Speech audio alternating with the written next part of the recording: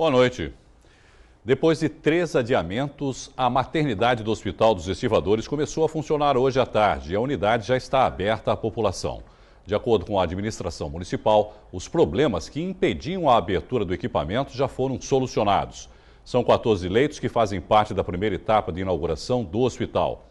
A unidade seria aberta no dia 16 de dezembro do ano passado, mas só foi oficialmente entregue no dia 22 do mesmo mês.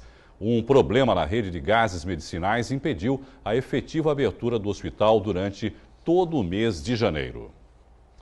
O Porto de Santos completa 125 anos como cais organizado. Pela manhã, 2 projetos ambiciosos foram lançados oficialmente. Nessa tenda improvisada, autoridades se reuniram para o lançamento da pedra fundamental do novo Centro Integrado de Comando Operacional do Porto de Santos e da nova sede da Delegacia da Polícia Federal. É aqui mesmo, nessa área de 8.000 metros quadrados, entre o terminal de grãos da ADM e o terminal público de pesca, que os equipamentos deverão ser construídos. Esse centro de controle integrado, o próprio nome já diz, é fazer com que todos os entes que têm ação direta no porto possa ter uma maior eficiência na sua missão. Esse centro de controle ele tem uma característica de ser o cérebro, a inteligência do porto. Na verdade, nós vamos ter integrado aqui Polícia Federal, a Guarda Portuária, o PAN, que é o Plano de Ação Mútua, nós vamos ter a Defesa Civil, Bombeiro, a Polícia Militar, a Polícia Civil, o Exército, a Marinha, nesse grande centro de controle integrado. É um marco para a história de Santos, para a sociedade santista e para a Polícia Federal. Esse terreno aqui é um terreno estratégico para a instituição que tem a missão de proteger o Porto de Santos. O novo prédio da Polícia Federal prevê um edifício de 12 pavimentos, com heliponto, 300 vagas de estacionamento e um boulevard para atendimento ao público. No local também será instalado a base do Núcleo de Polícia Marítima, que deverá ocupar provisoriamente o costado da área ainda neste semestre. A expectativa é que tudo esteja pronto em 2018. Este é um ponto estratégico para fins de fiscalização, porque fica na entrada do canal do Porto de Santos. E também implica uma melhoria nas nossas instalações, uma ampliação das nossas instalações, o que permitirá no futuro, inclusive, ampliar também o efetivo de policiais aqui na cidade de Santos. Já a torre do Cicope deverá ter 125 metros de altura, o equivalente a um prédio de 41 andares. Um terreno da Codesc que nós estamos cedendo e vamos trabalhar junto, cooperação e integração. Os valores e o início das obras de ambos os projetos, assim como quem irá custeá-los, não foram divulgados. Mesmo assim, a Codesp acredita que a torre será inaugurada no dia 2 de fevereiro. Na parte da tarde, o ministro dos Transportes, Portos e Aviação Civil, Maurício Quintela Lessa, esteve em Santos. Ele inaugurou o Centro de Controle de Tráfego de Embarcações. O ministro chegou ao centro de controle por volta das 13h30 da tarde. Fez o descerramento da placa de inauguração ao lado do presidente da Codesp e do secretário de Portos de Santos. Maurício Quintela foi embora sem conhecer as instalações. O novo equipamento fica na antiga ponte de inspeção naval na Ponta da Praia. Por meio de 2 novos sistemas, o local fará o controle e ajudará nas manobras dos navios que entram e saem do canal do Porto. Após 8 meses de reforma, o centro já vai começar a operar. Após sair do centro de controle, o ministro veio até a sede da Codesp para reinaugurar o auditório da presidência. Nessa visita, o ministro também assinaria a ordem de serviço do contrato de dragagem de aprofundamento do Porto de Santos. A obra aumentaria o calado de 15 para até 15,7 metros em alguns trechos, mas por detalhes técnicos não especificados por Maurício Quintela, o documento será assinado na próxima semana. A dragagem é uma obra de 369 milhões de reais, é uma obra que não é só de aprofundamento, mas também de alargamento do canal, que vai melhorar as manobras dentro do canal de evolução e, consequentemente, a operação do porto. Esses 0,7 metros, que a princípio parece muito pouco, não são. Para vocês terem uma ideia, a cada meio metro você consegue mais 100 contêineres em cada navio. Então, isso gera um aumento da produtividade real do porto. Em relação às obras da perimetral na entrada da cidade, o ministro afirmou que ainda não tem recursos disponíveis. Nós ainda não temos o recurso definitivamente garantido, mas está dentro da prioridade do Ministério. Nessa sequência, dragagem, obras estruturantes e acesso. É evidente que a cidade e o Estado estão mais avançados, o município já começou as obras, o Estado deve começar nos próximos dias e por isso nós pleiteamos que a União possa acelerar os procedimentos de projeto, alinhamento de recursos e também fazer a sua parte para que a gente tenha todas as obras executadas por completo. E o comentarista de Porto do Caderno Regional, Maxwell Rodrigues, que está nos Estados Unidos, fez questão de deixar uma mensagem no aniversário do maior porto da América Latina. Olá, Irineu. Olá, amigos do Caderno Regional. Estou aqui diretamente de Porto Canaveral, onde essa semana tive a oportunidade de visitar um dos maiores hubs turísticos aqui da costa sul dos Estados Unidos. Semana que vem estaremos juntos e trarei muitas novidades em relação a este hub tão importante aqui na costa sul dos Estados Unidos. Mas hoje estamos aqui para celebrar 125 anos do Porto de Santos, um dos maiores portos mundialmente falando. E nos últimos 20 anos, Santos se desenvolveu de forma vertiginosa. E nós esperamos que nos próximos anos nós possamos cada vez mais tornar-nos um dos maiores e mais importantes polos logísticos mundiais. Forte abraço, Irineu, e até a próxima semana. Uma operação da Prefeitura de Cubatão contra moradias ilegais foi realizada hoje no Sítio Novo. Ao todo, 35 construções foram destruídas. Segundo a administração municipal, a maioria delas estava desabitada. Polícia Militar, Corpo de Bombeiros, Ecovias e SAMU também participaram da ação. E a jovem que foi atingida por um raio no dia 1º de janeiro em Itanhaém recebeu alta do hospital em que estava internada em Guarulhos. Taline Campos, de 25 anos, ficou cerca de 20 dias na UTI e depois foi transferida para um quarto. Ela deve continuar a se recuperar em casa das graves queimaduras e sequelas do acidente. Vamos falar agora de economia. Montar o escritório em casa tem sido uma opção cada vez mais procurada. Mas como atender o cliente num ambiente tão informal para tratar de negócios? O mercado está de olho nesta tendência e tem a empresa que oferece espaço para reunião, secretária virtual e até cafezinho. Danilo trabalhou 8 anos como bancário em São Paulo. Subia e descia a serra todos os dias. Cansado dessa rotina, resolveu abrir o próprio negócio. O empresário vende painéis de anúncios digital. Como não tem necessidade de um escritório, trabalha em casa, mais especificamente no próprio quarto. Além de conforto, ele também economiza no aluguel de um espaço, funcionários e infraestrutura. Eu faço a parte administrativa de casa mesmo e à tarde geralmente eu estou na rua fazendo negociações, vendendo.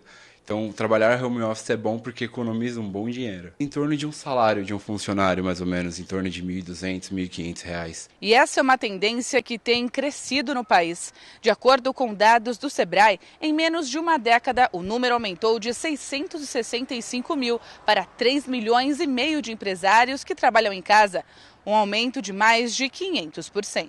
As vantagens é a questão de você já não ter mais que se deslocar para um ambiente de trabalho, você reduz o custo porque você não tem que locar uma sala, né, comercial, né?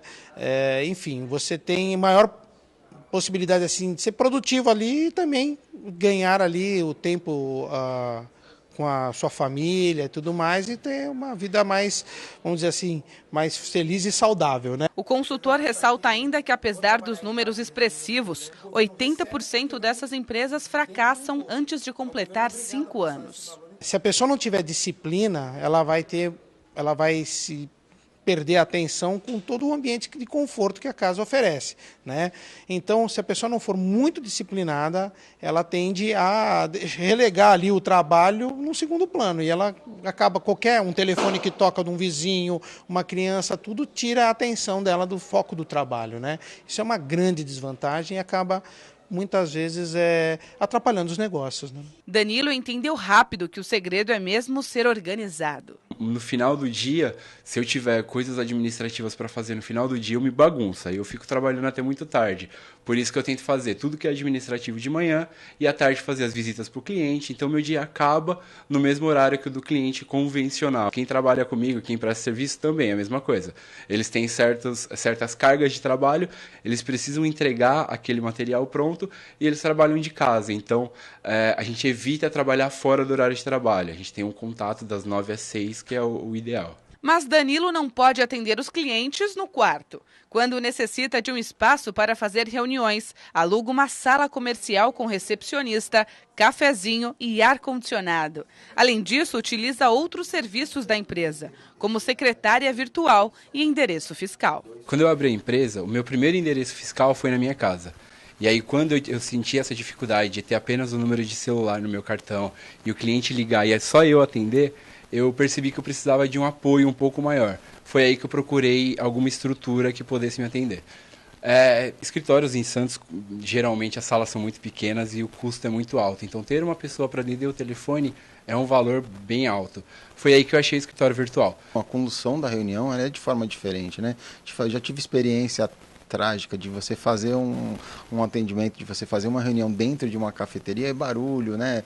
De pessoal atendendo, e às vezes o pessoal do lado fala um pouquinho mais alto e você não consegue escutar e acaba desviando o assunto. Então, você tem um atendimento assim, personalizado dentro de uma sala onde você você e a pessoa e sem nenhuma interferência, sem nenhum ruído, né? Acho que isso daí faz toda a diferença, né? Ajuda bastante até no fechamento do negócio, né? Vira mais profissional. Trabalhar no conforto de casa é mesmo o sonho de muita gente. O consultor do Sebrae dá algumas dicas para quem quer ter sucesso. Embora trabalhe em casa, você tem que ter um espaço reservado para esse trabalho, né? Uma sala mais distante ou um quarto fechado, você tem que sair do ambiente, da rotina da família. A disciplina é fundamental, né? Se você tiver uma agenda, for disciplinado mesmo, cumprir jornada de trabalho, não é o fato de você estar na tua casa que você não vai ter que cumprir a jornada de trabalho. Então você tem que ter essa jornada mesmo, né?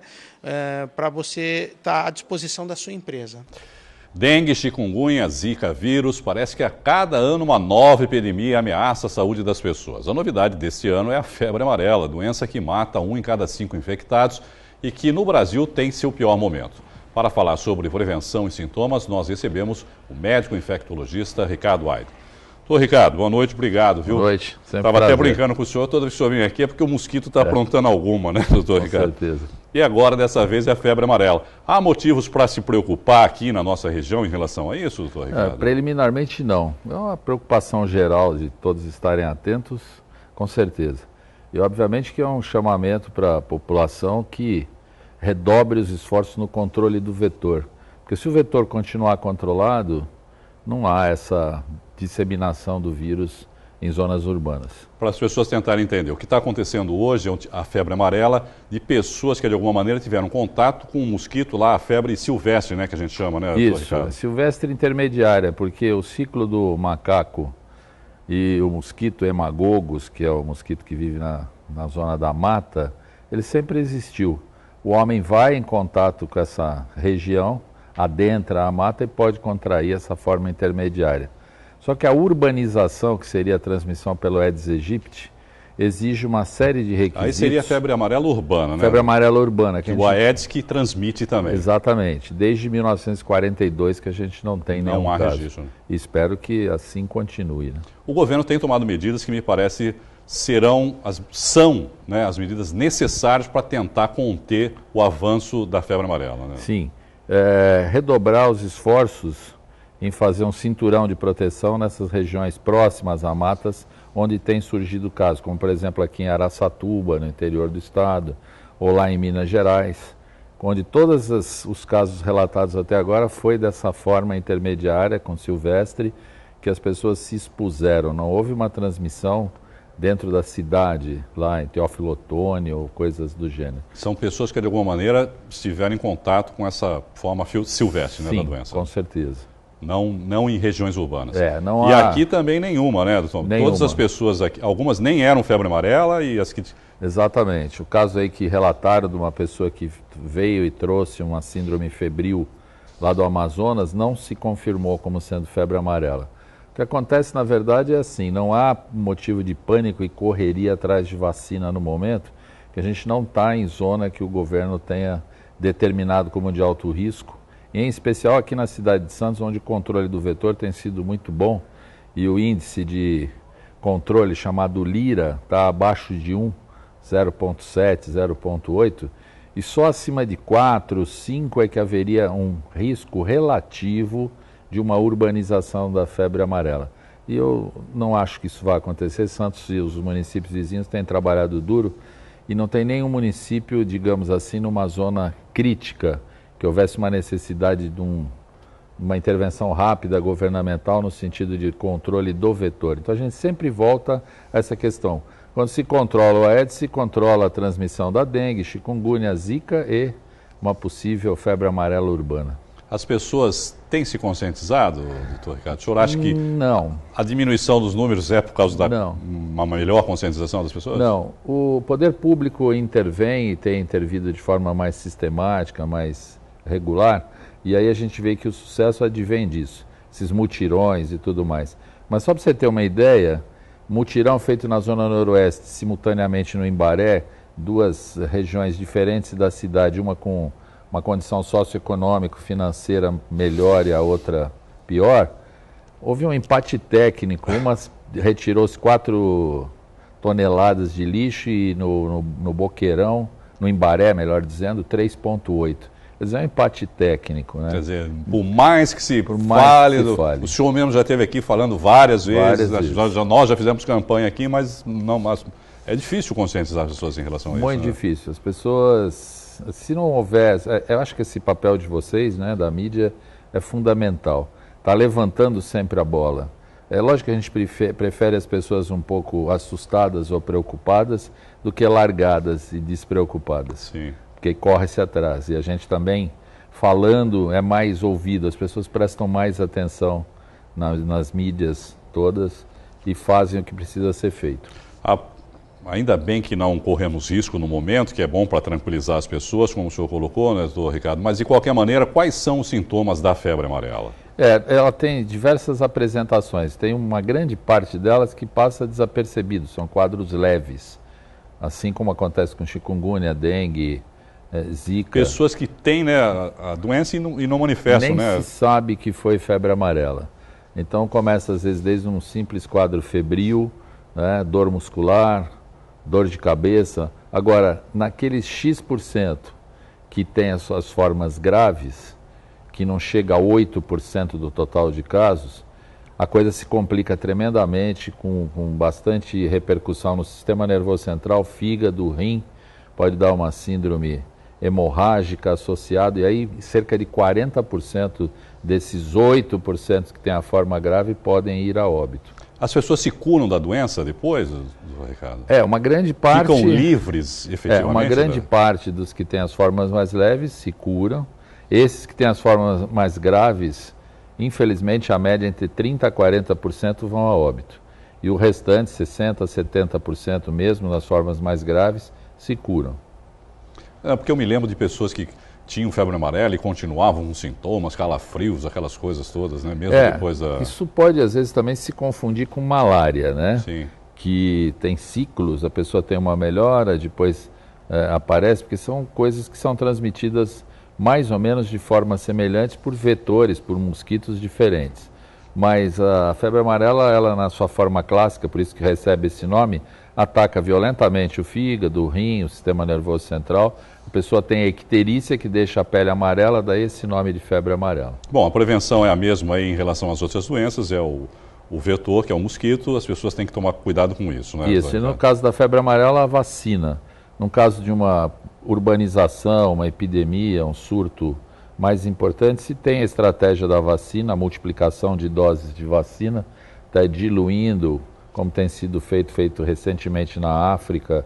Aí a Organização Mundial de Saúde preconiza isso, você pega de cada vacina, você transforma em 5 e contém o mesmo poder de imunização e com menos efeito colateral. Mas eu espero que isso não venha a acontecer, que a gente não precise passar por isso. A divergência em relação ao número de doses, né? A própria Organização Mundial de Saúde fala em uma dose para a vida inteira. Aqui no Brasil fala assim, pelo menos 2 doses, depois de 10 anos, a primeira. Quem tomou 2 doses está imunizado para sempre, não precisa tomar a terceira. As pessoas com mais de 60 anos é desaconselhado o uso. E obviamente que, a não ser em situações onde se pese muito o risco-benefício, em situações extremas. As grávidas também não devem receber a vacina e crianças com menos de 9 meses também é vetado. E todos os pacientes que tenham imunodepressão, seja no tratamento de câncer, seja um paciente HIV ainda no início de tratamento com as defesas muito rebaixadas, pessoas que têm doenças reumáticas e tomam cortisona em alta dose, que cai as defesas do corpo, também é contraindicado, porque a vacina é de vírus vivo, a despeito de ser um vírus vivo atenuado, poderia, numa circunstância como essa, provocar a doença e outros problemas. Um motivo a mais para todo mundo não sair correndo para tomar vacina também, é todo direito, né, Ricardo? Não há sentido, né? Só que a gente sabe que todas as clínicas, por exemplo, aqui em Santos, já esgotaram seus estoques. É verdade. E tem pessoas, nós digamos, algumas clínicas, ninguém tem mais já a vacina. Tem pessoas, às vezes, querendo dar até um golpe de se vacinar com uma passagem na mão, que vai viajar para a Colômbia ou para a África do Sul, lugares onde são exigidas vacina, apenas para poder se vacinar, e não irão vacinar. A gente tem ouvido essas histórias de pessoas de alto poder aquisitivo e sociocultural. Quer dizer, então você imagine a que ponto as coisas chegam. Mas nesse caso específico, sendo verdadeiro a viagem, é recomendado que se tome a vacina. Aí é obrigatório, obrigatório, porque senão você não consegue, às vezes, nem desembarcar, né? Ou, no mínimo, paga uma multa e tem que tomar vacina no aeroporto e ficar sujeito a estragar a viagem, às vezes, com os efeitos colaterais da vacina. Para quem vai para o Distrito Federal, ainda existe a exigência de vacinação? Eu me lembro que eu fui uma vez para Brasília e havia uma obrigatoriedade, né, para se tomar vacina. Não mais. Esse não existe mais. Mas também. Alguns países circunvizinhos, né? Recentemente eu estive na Colômbia e tive que levar meu certificado. Eu já tomei vacina há muitos anos atrás. E então tem regiões muito próximas da nossa que tem essa forma silvestre. Né? Ou mais próxima, intermediária, não a urbana. E a última vez que isso aconteceu aqui no continente sul-americano faz muitos anos, ainda em outros países, Bolívia, sempre há mais de 40 anos atrás. Vamos torcer para que continue assim, né? Sim, esperamos. Sob controle, para a gente não ter mais dor de cabeça. Isso mesmo. Obrigado, viu, doutor Ricardo, mais uma vez por participar conosco. Uma boa noite para o senhor. Que tal passar a tarde em família com atividades lúdicas em um ambiente repleto de arte e cultura? Esse é o projeto Arte em Família da Pinacoteca Benedito Calixto. De maneira lúdica, a contadora de histórias da Pinacoteca estimula a participação de todos. A cada novo conto, são transmitidas reflexões morais, como as do texto A Pipa e a Flor, do escritor brasileiro Rubem Alves. E foi voar por outros lugares, para que outras pessoas também vejam e também aprendam a saber que quando a gente ama, a gente liberta, a gente some. Depois da contação de histórias, as famílias participam de aulas de desenhos e pintura. E ainda tem uma visitação guiada pela Pinacoteca Benedito Calixto, que tem um acervo de mais de 220 telas. É a criança e os pais. E aí sim, vai ver o jardim, vamos ver a fonte, contorna a casa toda, aí entramos e vamos ver o acervo, que é o acervo que estiver, vamos supor, o permanente, que é o de Calixto, né, Benedito Calixto, e o que está, que não é o permanente, que é temporário. E hoje eu levantei, vi na programação, falei, filha, hoje nós vamos almoçar e já vamos na Pinacoteca. É bom, né? Só ficar em casa, no celular, só assistindo televisão, fazendo nada. Aí eu fiquei aproveitando aqui. O programa Arte em Família acontece no primeiro domingo de cada mês. O endereço é a Avenida Bartolomeu de Gusmão, número 15, no Boqueirão, em Santos. É gratuito, não é cobrado nada, pelo contrário, a gente faz questão que venham mesmo e sendo aberto fica melhor ainda, né? A edição de hoje fica por aqui. No Santa Portal você encontra mais notícias da região. Eu volto amanhã. Tchau.